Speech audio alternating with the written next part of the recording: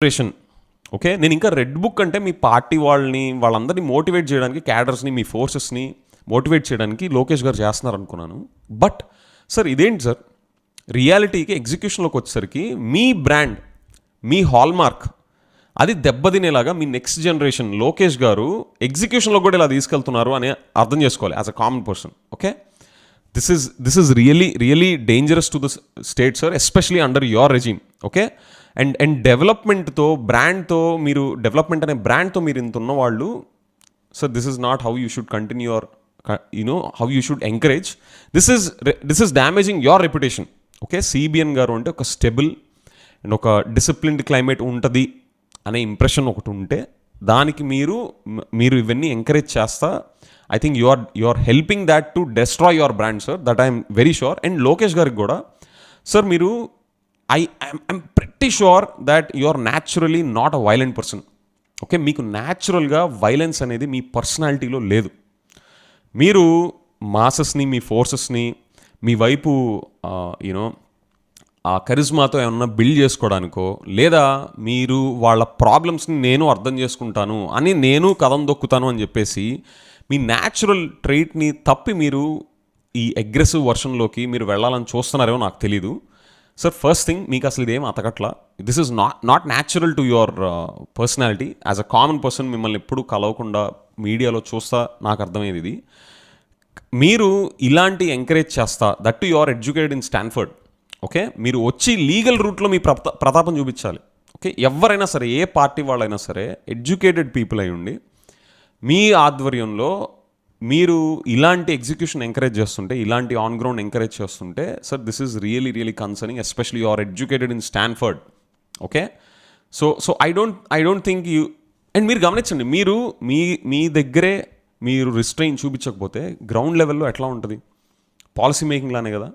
And నాకు అసలు the most shocking thing ఏంటంటే, పవన్ కళ్యాణ్ గారు ఆయన సెకండ్ మోస్ట్ హయ్యెస్ట్ సీట్స్ని గెలిచి ప్రైమరీ అపోజిషన్ పార్టీగా ఉంటా, అండ్ 100% స్ట్రైక్ రేట్తో ఆయన గెలిచాక కూడా ఫ్రెండ్స్, ఆయన నిన్న మొన్న ఒక వండర్ఫుల్ స్టేట్మెంట్ చేశారు.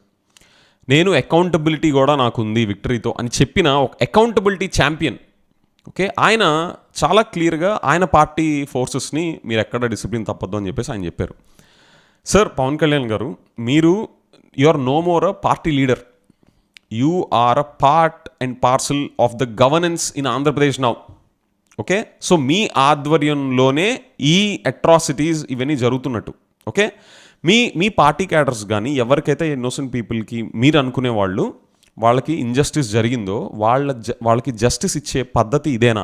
Under your supervision, the person who is claiming to be taking the responsibility for the word accountability. Okay, so మీరు గవర్నమెంట్లో మీరు అకౌంటబుల్గా ఉంటా ఇవన్నీ జరుగుతూ ఉంటే, I don't know how you are not raising any voice or not coming in to controlling the situation. మీరు అమరావతి రైతులకి ఇంజస్టిస్ జరిగినప్పుడు అమరావతి మీరు గవర్నమెంట్లో భాగంగా ఉన్నా కూడా మీరు ఎలా వాయిస్ అవుట్ బ్యూటిఫుల్గా చేశారు.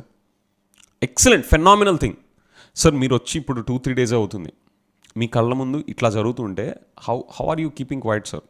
I'm really shocked friends. నాకైతే చెప్తున్నా, ఈ జనరేషన్ పీపుల్ ఎవ్వరు దీన్ని ఎంకరేజ్ చేయరు. అండ్ మీరు అనుకోవచ్చు అందరూ ఎస్పెషలీ లోకేష్ గారు సార్, మీరు అగ్రెసివ్గా వైలెన్స్ మీ పర్సనాలిటీ ట్రైట్లో లేకపోయినా మీరు వైలెంట్గా బిహేవ్ చేస్తే ఈ జనరేషన్కి మీరు ఏదో అపీలింగ్గా ఉంటారేమో అని మీరు అనుకుంటున్నారేమో. I'll give my take sir. Real strength comes through restrain, composer, in taking the right paths, taking the legal roots, just like your father.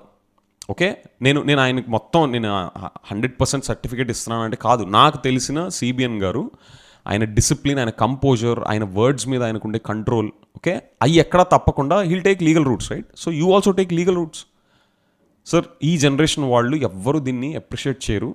Okay, తరం మారిపోయింది.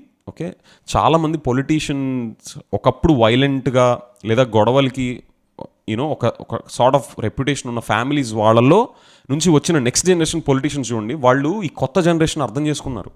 కొత్త జనరేషన్ ప్రిఫరెన్సెస్ ఏంటి, వాళ్ళకి కావాల్సింది ఏంటి.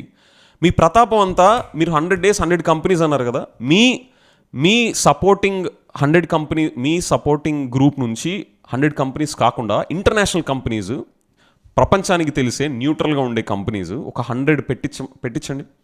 మీరు అన్నట్టు 100 డేస్లో 100 కంపెనీస్ అన్నారు కదా, దాని మీద చూపించండి మీ ప్రతాపం. ఇలాంటి వచ్చేసరికి మీరు వదిలేమనట్లా. Sir please don't get me wrong, మీరు రివెంజ్ తీర్చుకోండి. ఏ పొలిటికల్ పార్టీ వాళ్ళైనా రివెంజ్లు తీర్చుకోండి, ఏ సిటిజన్ అయినా రివెంజ్లు తీర్చుకోవాలి through legal routes. Law and order ఉంది అందుకే కదా. అవి వదిలేసి బ్రాడ్ డే లైట్లో ఇలాగ పట్టపగలు రోడ్ల మీద పడి ఇట్లాగ సెల్ ఫోన్లు కెమెరాలు ఉన్న సిచ్యువేషన్లో ఎవరైనా పెట్టుబడులు పెట్టడానికి మనకు స్టేట్ డెవలప్మెంట్ కదా ఆయువు పట్టు కదా. ప్రైవేట్ సెక్టర్ని బూస్ట్ చేయడం తప్ప ఇంకో ఆప్షన్ లేదు రియల్గా